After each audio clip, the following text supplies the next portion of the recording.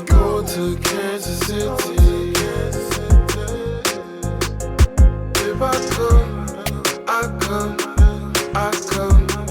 I'm going to. Welcome everybody to another episode of Choppin It Up with the Cleavers. My name is Emmanuel Cleaver III. And I'm Emil Cleaver. Every Tuesday we drop a new episode. Check us out. Most places you get your podcast. Subscribe to our YouTube channel, Choppin It Up with the Cleavers. So before I get to some real big news, this might be the last time we talk about it. But of course, since we last met, Raphael Warnock won the Senate race in Georgia. And I mean, that's a good thing. But the surprising thing to me was it was close. Herschel Walker got 1.7 million votes. That means people with brains, humans, 1.7 million voted for him. But what would bother me if I were Herschel Walker or if I were a black man running for office and only 3% of the black population voted for me, man? I mean, what does that say? That 97% of black folk thought, nah, I'm going in a different direction. I mean, that'd be so 97% black people in Georgia voted for Herschel Walker? Man, are you listening? I said he got 3% of the vote. Herschel Walker got 3%. 3% of That's the black good. vote. Of the black vote, that's good? Yeah, I mean,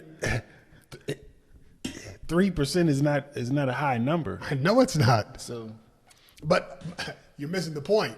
That black people, he's black, you're black. Let's just pretend you're black. And we pretend you're black and you run for office and only 3% of the black population votes for you, man. That wouldn't rub you the wrong way? That wouldn't say something about you? no, it says something about the people that are voting. You think? Yeah, it doesn't say something about me. It doesn't say something about, come on, man, use your brain. It doesn't say anything about them. It says something about the people that are voting. People don't want to vote. They don't think it matters. I think you're missing the whole point. What's your point? Of all the black people, you're not a good explainer of no, stories. because you're not listening. You're not good. Comprehension skills are lacking. Out of all the people that voted, only 3% voted for Herschel Walker. 97% voted for Raphael Warnock. Okay, so that's good. Well, I don't understand. What's your complaint? I'm not complaining. What I'm saying is, if I were black and I only got 3% of the vote of black folk, that would say something about me.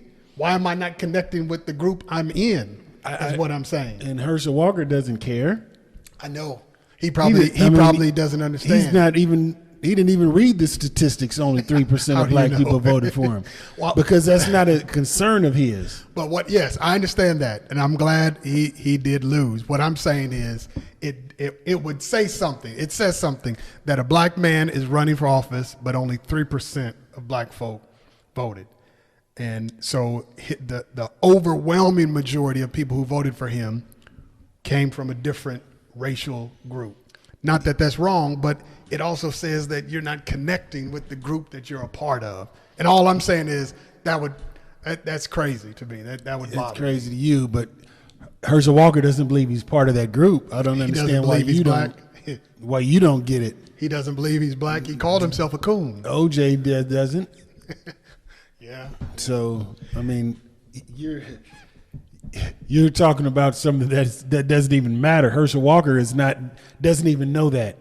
So I guarantee you. Okay, so let's anyway. What else move on. happened? Donald Trump's organization was found guilty of tax fraud. 15 years of tax fraud. Is anyone surprised? Man, everybody knew it. I mean, that's why. Come on, that's why he refused to share his taxes, because it would be clear. Nothing's going to happen to him. Well, no, because the organization, he wasn't found guilty. It was his organization. The organization that he runs. Yeah. It's the same thing. Well, man, it's a rich person's law. I mean, come on now. That's a rich person's law. That the company can be fined. What they're facing is $1.6 million in fines. It's not a lot. I know it's not. I know. That's why I said this is a rich person's crime. That needs to be changed. I mean, if a poor person did what, this organization has been found guilty of, somebody would go to jail. Somebody would be in prison. But for him, because you can put it on the company and not the organization, that's some stuff. I'm not a lawyer. I don't understand all that. It sounds crazy to me. So his company has been cheating the government, and the government only wants 1 point something million back 1.61 after 15 million. years. I mean, it should be some penalties added on to that.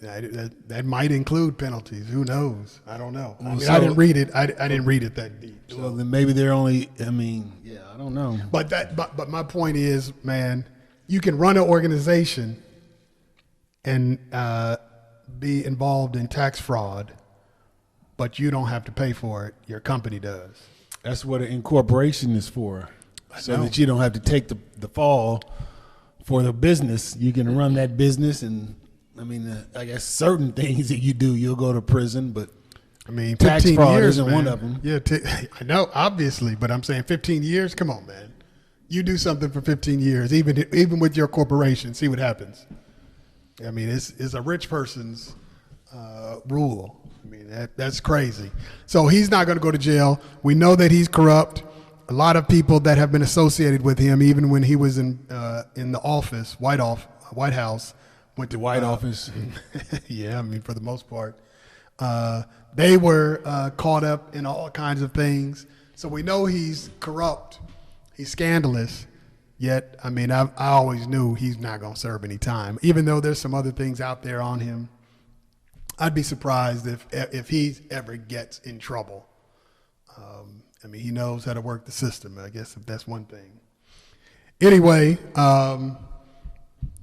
we'll move on. Also, Brittany Griner was released from prison, and she was released for what they call the merchant of death. Seems like a very, very unfair trade. Yeah, that. I mean, the merchant of death. That name alone should let you know. I mean, this dude is an enemy of America, enemy of the state.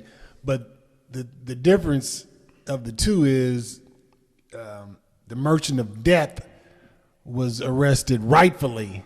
Brittany Griner was, some trumped up, minor charge, which most Americans over there are on some trumped up charges just so Russia could have Americans as leverage.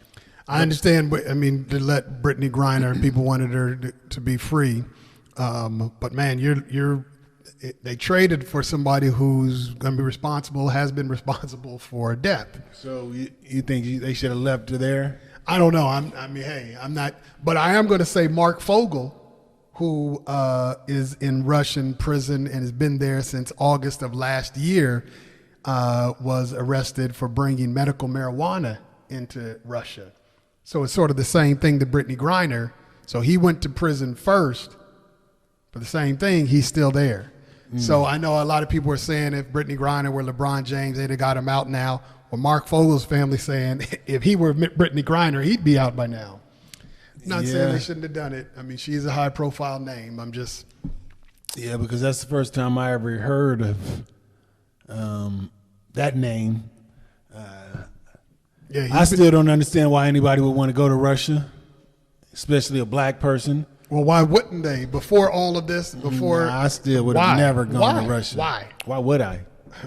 To see just like you would go to any country. No, it's not like I would go to Jamaica. There's a big difference between Jamaica and Russia. There's a big difference between Japan and England. I mean, yes, of course there's a difference. You go to countries where at least America has good relationship with that country. I mean, as far as I'm thinking, I wouldn't go to Russia or Ukraine or Pakistan or. Well, they got we have good relations with Ukraine. Yeah, but they're too close right now to Russia. they're in war, yes, but so it's a little different now. North Korea, I wouldn't go to. You can't go to North Korea. I wouldn't visit these places. You can't go to North Korea. Wasn't there an American that went to North Korea and they stole some painting or took some painting down? He didn't get there through the legal means. I mean, he had to do some rerouting. He didn't fly from the United States to Russia.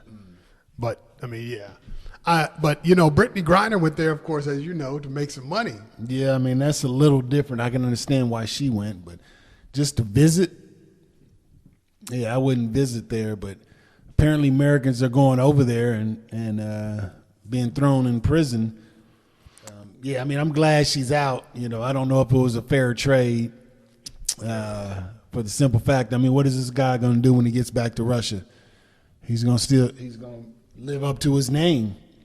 I don't know. It's tough. I mean, the other guy that has been in Russia, Mark Fogel, yeah, no, the one that they said was spy, espionage, Paul yeah. Whelan. Yeah, so he's been there for a while. From what I understand, he wasn't even on the table. Russia didn't even offer him up as a trade possibility. Yeah, because he was convicted of spying, so they're going to use some bargaining chips. I mean, for the United States to get him, they're going to have to probably release a few, even though, all the reports I read is that the trial was completely unfair, that it was rigged. Yeah. So they wanted him, but to get him out, man, it's gonna be tough. Mark Fogel's family, the one who was arrested on weed charges, just like Brittany Griner, his family is saying, they put a statement out to Brittany Griner, don't forget to tell folk about our family member who's still over there and didn't have the name. He was in prison for the same thing you were, but Yeah, she should be an advocate for everybody Absolutely. over there. I mean, I wouldn't. That should be her mission. I'd be surprised if she didn't come and it's like, yeah, the United States, we need to work harder to get some of these other folk who have been in longer. But glad she's home, and so that was a good thing. But A lot of people were mad, though. A lot of people mad about that.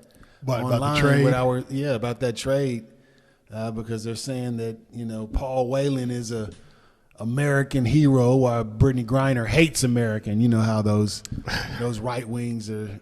and she are said, saying, and why did they say she hates America again? because of all that, Trayvon Martin, the WNBA did all those stances, and she spoke out against, kind of America's treatment of black people. So a lot of people said she hated America. Yeah, and a good thing they don't get to define who hates or who loves America, who appreciates America, who tolerates America. I mean, I guess when I hear people say stuff like that, because you stand up for civil rights and they say you hate the United States, I mean, it's just proof, one, that people can't distinguish between the United States and racism. They're so intertwined that when you speak out against racism, they think you're speaking out against the United States. I mean, it's obvious, which is crazy. But I mean, that's the history of this country. So if you stand up for and you're speaking out against police brutality, they're going to say, "Hey, you hate America," because racism in America, they're unable to separate it. It's the Period. American way. They go hand in hand. So mad props for the government working out the release of Brittany Griner. It probably wasn't a fair trade, but glad she's home. Yeah, not probably. We're glad she's home, but let's not forget about the others who are over in Russia, who have been there longer and on some trumped up charges. Yes, and if you are an American thinking about going to Russia, don't. Yeah, I'd probably advise against it. Try something else in the interim.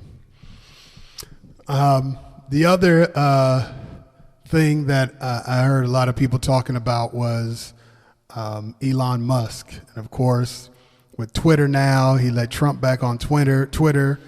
But Elon Musk, man, is just another version of Trump. He says that he's a moderate, but there's so much evidence out there that shows. I mean, he thinks the same way. I think because he's wealthy, he's a white man, he thinks that he can say and do anything. So just some of the dumb things. Absolute power corrupts that he absolutely. said. Yeah, and he's tweeted misogynistic comments about Elizabeth Warren. He said that the coronavirus, that people wear masks, they were dumb for doing so. He calls Justin Trudeau of Canada like Hitler. He just attacked Fauci for something. Yeah. Yeah, he did. That's what made me think of the whole Elon Musk thing, that he talked about Fauci, said Fauci ought to go to prison. But the thing he doesn't realize is because people know his name and listen to him, you just can't say everything that pops into your brain. That's the problem that he and Donald Trump have. It's power. I mean, so he's had conversation with Putin, and then he tweeted out peace for Ukraine. But you're having conversations with the guy who's instigating the whole thing. Yeah, I've been off of Twitter for years now, not because of him, but I don't see the purpose. But yeah, maybe it's time for at least black people to make a stand. I know Twitter is popular, but I mean, now that the owner of this platform, isn't he going to let Kanye back on, or he hasn't let Kanye back on, or Ye? Yeah, I don't think he's let him back on. But he lets Trump back on. Yeah, I mean, both of them are dangerous. This man is he may be a lunatic. He may be a lunatic. So I don't know. I don't keep up with Elon Musk too much, but. Yeah, I mean, of course, not following and all this, but I mean, it's in the news. So I mean, I'm not on Twitter following him, but I mean, when he says stuff like that, I mean, that's the thing about it. When you have one of the richest men in the world saying that somebody go to prison, people are going to listen to it, even if social media didn't exist. And one of the richest men in the world said this person ought to go to prison. I mean, it's going to make news. Because you're like, why is he saying that? But then, because we do have social media, we know that he just likes to say stuff. I think sometimes he's like, that's how a lot of people are. Just say the first thing that pops in their mind on social media. He's like, man, I haven't been in the news lately. What can I say? Oh, yeah. Then he tweeted something about Bill Gates, about how he's unattractive. Man, and he's not. Elon Musk isn't. That's the same thing Donald Trump. Remember, I'm like, man, when Donald Trump called people ugly, I'm like, somebody should have said, hey, man, you should never, ever. Yeah, Elon Musk thinks he's a handsome man. Well, it's because, hey, with all that money, who's going to tell him something different? Yeah. I mean, that's the whole thing. But people like that, man, then he wants to colonize Mars. He said all kind of things. But the thing about it is there are millions upon millions of people who listen to him. Yeah. They figure he must know what he's talking about. Because he's rich. Because he has Tesla. He must know what he's talking about. He owns Twitter. He's a billionaire. And people think because somebody has money that they must. They must know something because they have that money. So yeah, it's going to be tough to see what he's going to do in the future, what he's going to do to destroy the world. So you're saying he's bad for the earth? I don't know. I mean, it seems like he's a doofus, and maybe he will do something really, really bad. I mean, Trump changed the trajectory of the United States. It seemed like it was going in a good path, and then now more than ever, Americans hate each other. We're closer to a civil war than we've been at any other time since the Civil War. But do you think that started with President Obama? Yeah, it probably started with Obama, that hate building up, because I listened to conservative radio while Obama was elected. So, and they were mad. They were mad about that. And a stronger word. I mean, they weren't just mad. Yeah, they were extremely mad. And Trump is a product of that. And I wasn't surprised when Trump was elected. But I guess it probably did start with Obama. That just infuriated people on the right. I remember watching some news program. I forgot, it was probably CNN or MSNBC, one of them, and they were talking about race when Obama was president. And this one older white lady somewhere down south said that racism didn't exist until Obama was president. Yeah. That he created it because he was talking about it. And that's, I've heard some very conservative people they act like if you don't talk about it, then racism doesn't exist. Yeah. We're talking about it because you all keep talking about it. But for all you conservatives, we talk about it because it's real. So I think, when they saw a black man just think about those racists to see a black man in the White House. Yeah, I can imagine they were furious. Yeah. I mean, they had some serious problems. And so as a result of that, it just showed that America still hasn't dealt with this race problem. I mean, we try to make it seem like we have, there's some black people over there. There's some Latinx folk.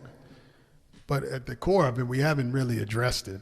And when President Obama was in office, I mean, it came out. People were upset. And now it's out, and it's hard to put it back in the box. Donald Trump, all he did was just try to help it to spread. I mean, here's my thing. When white supremacists came out and said that Trump was their candidate, I don't remember that happening in any recent time. I'm sure it's happened before. That should have been a done deal. I mean, it's off the table. And anybody with any common sense, especially black folks, should be like, if they see something in him, maybe I'm wrong. Maybe I need to take a step back. But they didn't. And here we are. And now he has a voice. And now Elon Musk wants just as much voice. He may be president next. Who knows? He may run for president one day. I wouldn't doubt it. I wouldn't doubt it. But he has some things. He needs to be talking to someone on a regular basis. He probably does. On someone's couch. He probably does, but he pays them so much money, they just say whatever he wants to hear. That's crazy. Anyway, so unfortunately, we have these very wealthy, powerful people, mostly white men. I mean, I'm just going to be honest, not indicting all white men because it's not the case. But when you talk about people like Elon Musk and Donald Trump and some others who feel like they can just say and do whatever they want, break rules. And they break rules because when they get in trouble, they just pay a fine. And if the Trump organization is worth what he says it is, that $1.6 million, that's nothing. Yeah. He'll play that in his sleep. So, of course, we are in the weeks leading up to Christmas. So last week, we did the top 5 favorite Christmas movies. So today, looking at the top 5 favorite Christmas songs. And there are a lot more Christmas songs to choose from than Christmas movies. Yeah. So who's going this week? Is it me? Yeah, I think so. Okay, so the ones I put in my top 5 are actually Christmas songs. So I separated Christmas songs from holiday songs. Christmas, for me, if it's a Christmas song, it has to be talking about Christ. I don't see how it can be a Christmas song any other way. Oh. So, that's just the list that I have. So, number 5, I put Silent Night by the Temptations. Good song. Eddie Kendrick. Yeah. On the lead. And number 4, I have Do You Hear What I Hear by Whitney Houston. So another real Christmas song. Number 3, I have Mary Did You Know? And I know a lot of people have done those songs, but I like CeeLo Green's version, Mary Did You Know? Number 2, Jesus Is the Reason for the Season by Kirk Franklin. And then number 1 is another Kirk Franklin song, Now Behold the Lamb. So actually, to me, that Kirk Franklin Christmas album, Kirk Franklin and the Family, to me is the best Christmas album out. Again, because the songs are actually Christ Mass songs. Okay. So I have some, I'll put some holiday songs in honorable mention. Okay. All right, well, let me go first. So I have Christmas. It wasn't, Christmas is a made up holiday anyway, so I just used Christmas songs. Number 5, I have Run DMC. It's Christmas times in Hollis, Queens. Mom's cooking chicken and collard greens. 1987, Run DMC, the first Christmas rap song. The great Run DMC. Rest in peace, Jam Master Jay. Number 4, I have The Temptations, but I have Rudolph the Red-Nosed Reindeer, 1970. Even though it's a children's song, they kind of redefined. They did. Rudolph the Red-Nosed Reindeer. They had a different rendition. Yeah, they killed it. The Great Temptations. Shout out to Otis Williams, still doing it. So number 3 is a unconventional Christmas song. it was the introduction to the world for a group called Outkast, one of the greatest It's beginning to look rap like groups of all time. Players Ball, 1994. Their record label forced them to come out with a Christmas song first, even though they didn't want to do it. So they kind of just talked about how Christmas was around their neighborhood. So Outkast, Players Ball, 1994 is number 3. Now the last 2 are more traditional Christmas songs. So I have number 2, This Christmas, Donny Hathaway. And that thing beats. Man, that thing beats. Yeah, that thing thumps in the trunk. The beat on that is killer. And Donny Hathaway, he killed that song. Number 1 is the man with the greatest, the silkiest, smoothest voice in music history. First black man with a television show. Nat King Cole, A Christmas Song. That the song has been done hundreds of times by many people, but hundred of times and hundred of ways owns that song. Nobody has ever done it better than Nat King Cole. That was 1961. So that's my number 1 Christmas song. So of course, you talk about Christmas. They call Mariah Carey the Queen of Christmas. That would be my honorable mention. All I Want for Christmas, Mariah Carey. She always has a Christmas special because they call her the Queen. But here's what I have immediately following. So I'm putting holiday songs now. I do "Someday at Christmas" by Stevie Wonder. "Boys to Men," "Let It Snow." "It's Christmas All Over the World" by New Edition. And I got a bunch of others. Who sang "Santa Claus Came Straight to the Ghetto"? It's James Brown. Oh. James Brown's version. And of course, then "Christmas Time in Hollis Queen" by Run DMC. And then what was that? The Jackson song. Drummer Boy? I had that. No, it wasn't Drummer Boy. Because New Edition did it. Lots of people have done. It'll come to me. But so those are some of my honorable mentions. James Brown, Run DMC, New Edition, Boys to Men. Then I have Donny Hathaway, This Christmas, Mariah Carey. Of course, Nat King Cole, the Christmas song. But probably of all the holiday songs, I put Someday at Christmas by Stevie Wonder.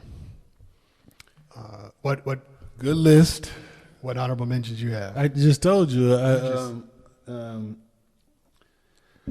Oh man! Come on, man. I just the James Brown. Yeah.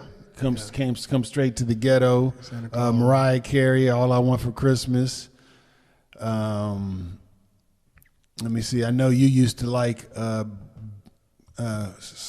White Christmas. Come on, man. I would never. You talking about Bing? Who is that? Bing Crosby or somebody? I remember when we were kids, I used to think White Christmas means no black people weren't allowed. So I used to say, all I'm dreaming about is a black Christmas. But yeah, those are some of them. I can't even think of anything right now. The Christmas songs. I mean, a lot of Motown acts murdered some Christmas songs. I'm trying to think. Somebody did Little Drummer Boy that I really liked. The Jacksons did it. I don't know if you like that one. Yeah, I think it probably was. I said Little Drummer Boy. You said they didn't do that. I knew they had done that. Well, no, I'm saying that wasn't the song I was picking. What song were you talking about then? I think "Someday at Christmas," the Jacksons. But they also did "I Saw Mommy Kissing Santa Claus," one of their big ones. But yeah, I was thinking "Someday at Christmas." In terms of the Jacksons. But a bunch of Christmas songs. Let us know what you think. Yeah, I think the Dog Pound did a Christmas song. Yeah, I forgot they did one. I forgot what they did. But yeah, it's been a bunch of people that have done songs. But songs that are played every year. I don't think that's a song that gets played every year. James Brown does, the Jacksons. You might hear it, I guess, in some places, the Dog Pound's Christmas thing. Yeah, you might, in the West Coast. You might hear that. Sure I don't hear it too often here in Kansas City. But then again, I don't turn on the Christmas radio station to listen to it nonstop. Let us know what you think. Put your comments in the section Subscribe to our YouTube channel, Chopping It Up with the Cleavers. Check us out most places you get your podcast every Tuesday. Next week, we'll have the year in review, year countdown. Year in review. Last show of the year. So check us out next week. Peace. I'm of the modest, here I am. I come, that's where I'm from. I say I'm going.